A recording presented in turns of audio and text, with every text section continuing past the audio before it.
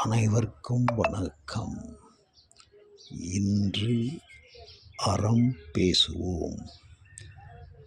இந்த தலைப்பில் இன்றைய முக்கிய செய்தியாக பாமக தலைவர் அன்புமணி அவர்கள் தந்தை டாக்டர் ராமதாஸ் அவர்களை பிரிந்த பிறகு இன்று முதல் முறையாக சந்தித்தார். மூத்த தலைவர் ஜி.கே.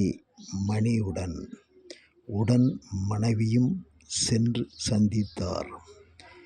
இது திருக்குறள் 70 வாழ்வியல் குறளாக தந்தை மகற்காற்றும் நன்றி அவையத்து முந்தி இருப்பச் செயல். இக்குறளின் விளக்கம்: ஒரு தந்தை மகன் செய்ய வேண்டிய நன்றி என்ன?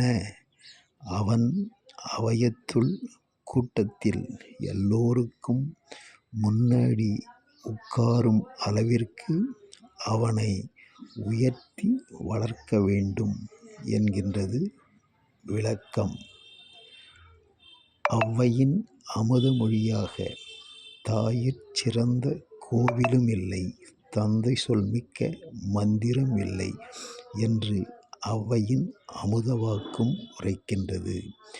இதன்படி இன்றைய அறம் பேசுவோம் இந்த செய்தியை பெரியோர் ஜி.கே.